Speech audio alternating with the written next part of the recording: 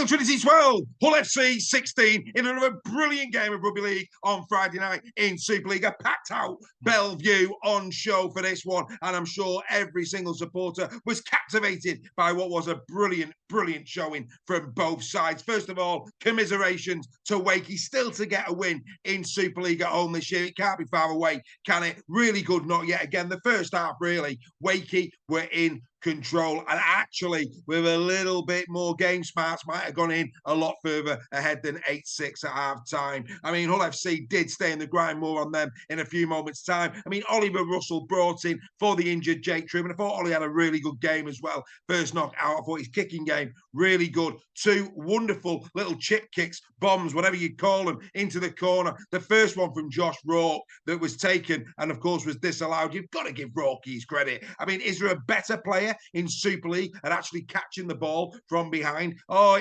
incredible. He did it time and time again last year for the London Broncos. He did it in this one. Unfortunately for him, just 1 foot ahead of the kicker. I mean, again, they've got to work on that. They haven't played much together. And then Tom Johnstone as well, doing exactly the same thing, just a little bit too quick off the mat. Dower Powell saying in his post-match press conference he thought that Johnston was onside and that actually the technology and the camera angles are not helping. Okay, fair enough. Personally, I thought all 3 disallowed tries were probably about right for Wakey. On a different day, though, they could have put far more points on Hull FC. It'd have been very interesting indeed to see how they would have coped with that. There's so much to like about Wakefield Trinity this year. I thought the supporting cast of a Tony, I thought Rodwell as well in the front areas really driving the ball hard throughout the game. They've got a really nice balance. Cam Scott, his first game in, a couple of errors in D, during the course of the game, allowing himself to be tackled into touch. But Cam Scott will have enjoyed his try against his former side in this one.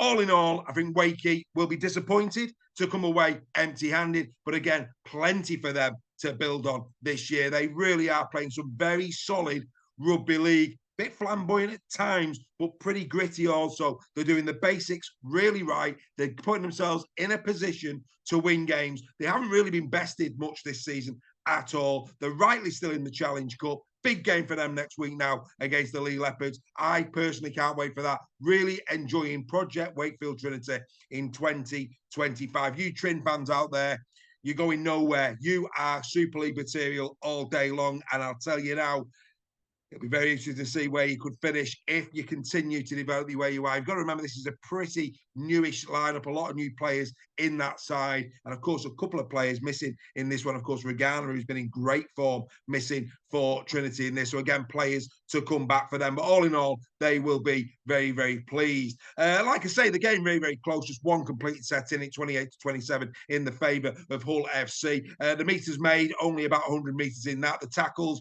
more tackles from Wakefield, about 38 more in the game for them. But, all in all, I think second half, the quality diminished a little bit. A few errors came in. Wakefield at times, for me, in really good, solid position, being a bit wasteful with the ball throughout. But what you did see from Hull FC, especially in that second half, was some incredible defensive efforts. I mean, the amount of times that they managed to tackle, keep up the attacking player and drag them into touch, the unity. I mean, there was a moment where Lewis Martin did it, which again, I thought was absolutely on point and superb. Lewis Martin's having a great season, by the way, in dispatches. Another try in this one. He took it really well. I thought he carried the ball reasonably well out of backfield. Really liking the work that Lewis Martin is doing for Hull FC. It's got to be said, this is a different type of Hull FC, isn't it? I mean, it's a far more resilient Hull FC. They really aren't going away. It's like driving through the countryside at the moment when muck spreading has happened. They're a bad smell that's not going away. And I'm not saying that they're a bad smell as a team. They're a great team. But you get a point. They stay in the grind. They just won't go anywhere. They're staying. They're lingering. And because they're lingering, they're allowing themselves the opportunity, like they've done at Wigan,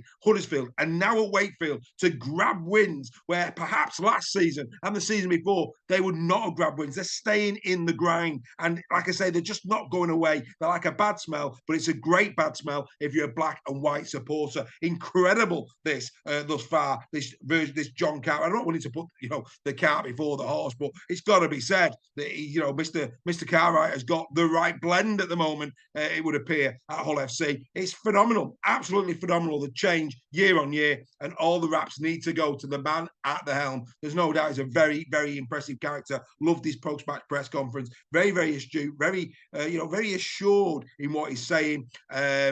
It's crystal clear to see for everybody on the outside why the players would like to play for a man like John Cartwright. Quite exceptional. 7 points now in Super League from a possible 10. Only Wigan have beaten Hull FC, and of course they got their own back in grand style last week against the Cherry and Whites. Incredible stuff. Congratulations to everybody at Hull FC. Yes, we've all took the mickey out of you for about 2 years, but hey, bottom line is this year you're the real deal. We're showing you the respect. I'm sure everybody else will be showing you respect. Hull FC are not an easy touch this year, and neither are Wakefield Trinity. It has to be said. Isn't Super League just bubbling nicely? Can't wait for Magic Weekend. We get to see all of these teams back to back on the same field. Get your tickets now, ladies and gentlemen, for Magic Weekend. It's going to be absolutely wonderful. As for FC, next week they go up against the Castleford Tigers. Now, not wishing to be, rude to Castleford Tigers, but the form that Hull FC are in, they would expect to go to the Jungle, get the win,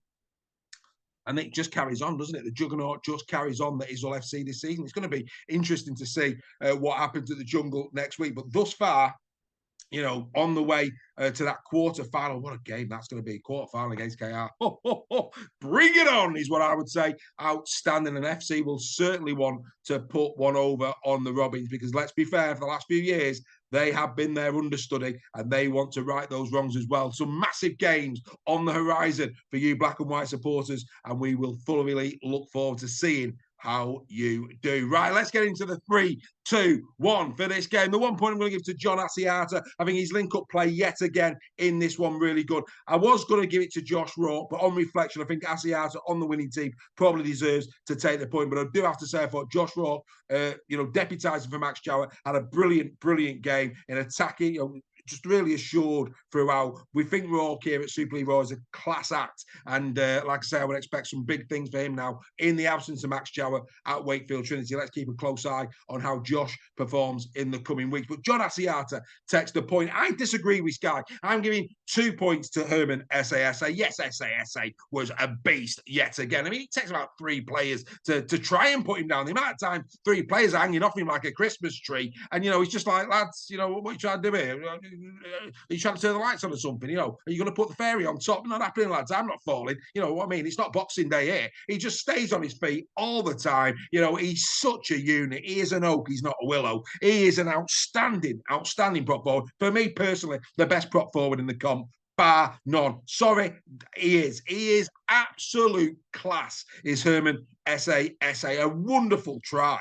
Wonderful. Big don't argues there. Get out of the way. I'm coming through. I mean, the minutes that he put in this game, 20 tackles indeed. He only missed 2. 23 carries for 143. He actually carried the ball for more meters than anybody else on the field, including backs. That is the shift that he put in. 5 tackle busts in the game. Outstanding from Herman. But I've got to give it to Aiden Caesar, because Cuss goes off early doors, and the pressure that was then put onto Aiden Caesar at that point, in terms of the kicking game, there was nobody else on the field that could marshal them around, and he did it superbly well. 19 kicks in general play from him. He put 9 attacking kicks in as well, but it's the way he orchestrated the tries. He was all over it. The best moments of the game from Hull FC had the fingerprint of Aiden Caesar all over them. That wonderful little ball, and the timing of the ball to Chamberlain. Oh, yes. All he had to do, Ed, was just get his head down and run. It was a beautiful ball. That's what we're talking about. That's half-back quality right there. This Aiden Caesar we've never seen in Super League. Take a bow, son. That was a pass of absolute perfection. And then, of course, that little grubber kick. Oh, yes. Beautiful. In through the line it goes. Lewis Martin's there. I'll have a little bit of that. I'll score the winning try. Aiden Caesar. Honestly, what a wonderful baton you got for Christmas, because at this moment in time, sir, you are waving it and the orchestra is on tempo. It's an incredible start to the season from Aiden Caesar. And at this moment in time, surely surely leading most of the Man of Steel tables, whether that be the Gold Fort, the Super League Trophy, etc. We will be revealing those next week on Super League Raw Weekly, not this Tuesday, the Tuesday after. But I'll tell you now, Aidan Caesar will be sitting pretty in quite a lot of those. If he's not top, he's going to be in and around it. And who'd have thought that at the start of this season? There's just so much to like about Hull FC this year. We could wax lyrically about a lot of other great performances on the day. John Stone as well for Wakey. I have to say, before we finish this edition of In the Sheds, he did carry the ball well. He did take up some really, really good positions during the course of the game. He deserves a bit of credit as well. But all in all, two teams, not much in it. Great if you're a Wakey fan. You really are competitive this year. Hull FC, what a transformation for your side. You know, everybody's enjoying Hull FC. It makes the comp so much better to have a competitive Hull FC and, of course, to have a competitive Wakefield Trinity. What a season. What a season we're having. And we get to do it all again, of course, because today, Saturday, two other fixtures. Casford, of course, hosting the Catalan Dragons. And then the big one, Leeds Rhinos taking on the Wigan Warriors a little bit later on. That's this edition of In the Sheds. Congratulations to Hull FC. You keep on climbing that table. You're sitting in third. Wakefield Trinity 12, Hull FC 16. We'll see you next time.